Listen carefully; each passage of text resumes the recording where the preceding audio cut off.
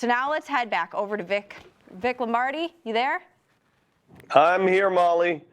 Good to hear from the dentist, master of the photo finish there. Our next guest is in his 13th season as head coach of the Notre Dame men's hockey team. He's led Notre Dame to 4 Frozen Four appearances, 2 national runner-ups, and numerous conference championships in many conferences. We know about that. Jeff Jackson, welcome to the fight, Coach. How are you? I'm good, Vic. How are you? Great. All right, take us back to that 2017-18 season. First year playing in the Big Ten.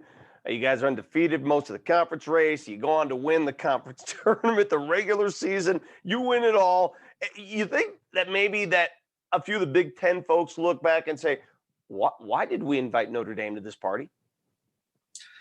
I'm not sure that's the case. I think that's one of the reasons they invited us into the conference is they wanted to add another quality team. And obviously we had recent success, and it was just a natural fit for us geographically and made a lot of sense for us. I think that that season was really all about Cale Morris.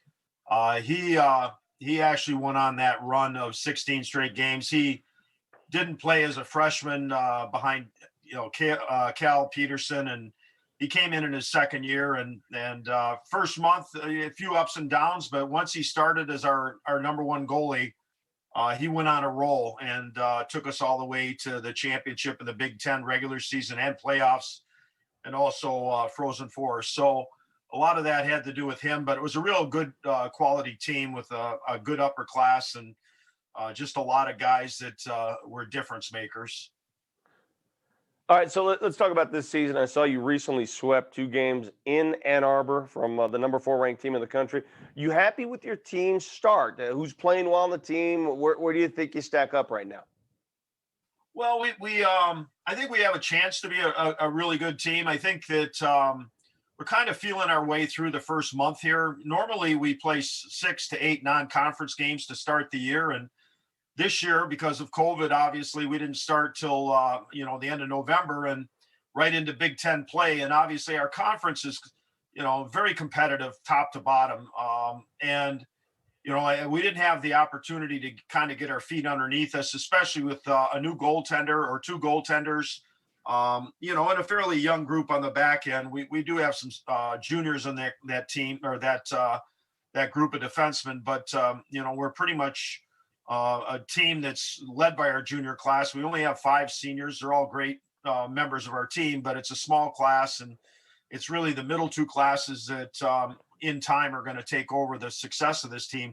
So it's just a matter of getting our feet underneath us. We're still trying to get our goaltending in line. Special teams have been a little bit of a factor. And I think once we get those things, fixed and confidence within the people that are, in those positions, I think then we have a chance to be a very good team. Notre Dame had an all-time record number of players on NHL rosters this season, 16 of them to be exact. In fact, one of your former players, Anders Lee, captain of the New York Islanders, recently signed one of the biggest professional sports contracts of any student in Notre Dame history. And many don't know he was Minnesota's Mr. Football. Yeah, football. That was his senior year in high school. How do you recruit him to come play hockey at Notre Dame?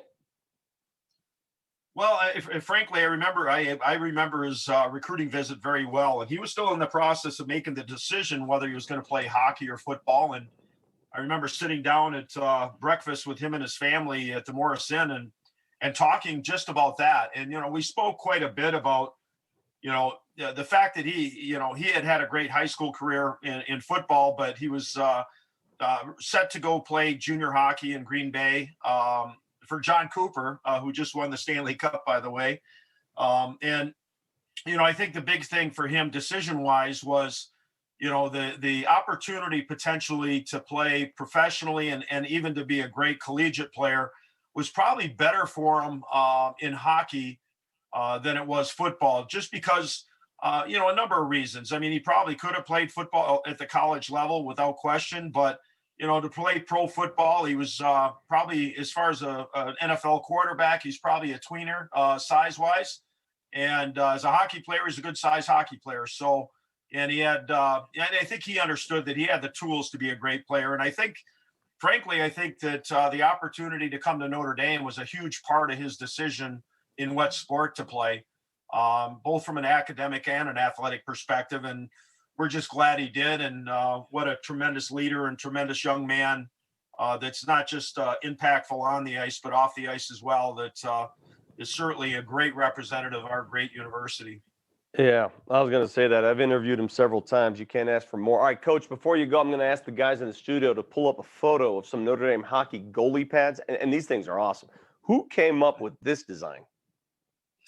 Well, actually, it was our goaltender, Nick Sanford, senior goaltender. Hasn't played since he's been here, but he's loyal Notre Dame all the way. I spoke to him a little bit about where he came up with the idea. He actually saw the goaltender from Columbus in the NHL had a similar set of pads with the city line of Columbus, Ohio in the background. And, he said, what a better idea than, to put the Golden Dome. And if you look closely at the pads, you can see Touchdown Jesus in the background of the white. You have to look close, but it is up there. And, he's just a true Notre Dame man and, representing the university any way he can. Obviously, this was something significant to him, and it was his choice.